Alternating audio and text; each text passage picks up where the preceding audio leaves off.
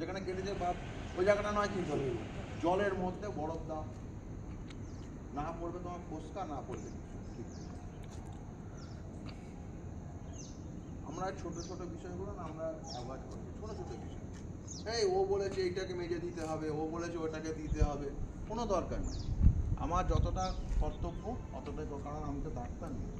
Normal যেটা আমি জল দিতে পারলাম, হ্যাঁ এবার হয়ে গেল, দেখলাম তার ব্যথা যন্ত্রণা কমছে না, হয়তো দেখা গেল কারোর গায়ে হয়তো আগুন লেগে দাও দাও করে সে জ্বলছে, ভুলেও তার গায়ে এক বালতি জল ঢালবে না, সে মরে যাবে। কারণ তার শরীরে যে পরিমাণ তাপ উৎপন্ন হয়েছে অতটা তাপও বের করতে পারছে না। তাকে বলো ভাই নিয়ারেস্টে আশেপাশে যদি কোনো জলাশয় যদি থাকে তাহলে জলাশয় ঝাঁপ মারতে হবে, বেশি যায়। যদি না যদি থাকে ওকে মাটিতে শুয়ে পড়তে হবে, শুয়ে পড়ে ওকে নিয়ে বলবি গড়া, নিজে থেকে তুই গড়াতে থাক।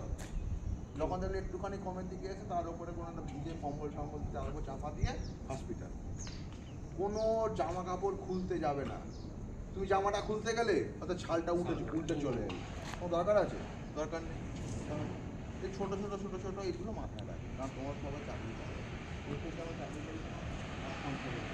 তুমি এই যে আলোচনাটা করলাম, প্রত্যেকে বাড়ি থেকে আলোচনাটা করবে, এতে কী হবে, বাড়ির লোককেই জানতে পারবে। বাড়িতে সবাই মা বোন বউ বাচ্চা প্রত্যেকের বাড়িতে রান্না করছে, হয়তো গরম পড়ার মতো তা আঙুলে চলবে, গরম তেল হতেই পারে মানুষ মাত্র।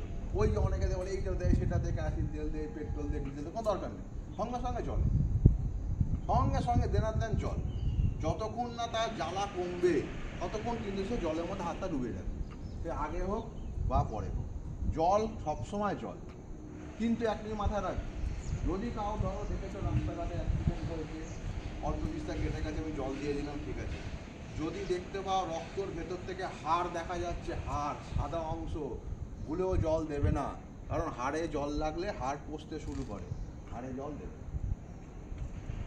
ঠিক আছে। এইগুলো হচ্ছে আমাদের ছোটোটার, কারণ ভাই আমরা তো কেউ ডাক্তারি শিখে আসিনি, আমরা এখানে ওখানে আটজনের থেকে জ্ঞান নিতে নিতে নিতে নিতে এই জায়গাটায় এসেছি, তাই না? সাময়িক অভিজ্ঞতা। ও একটা খুব ভালো মানুষ ছিল, শিবেন্দু স্যারে কি না, না ওই যে ওখানে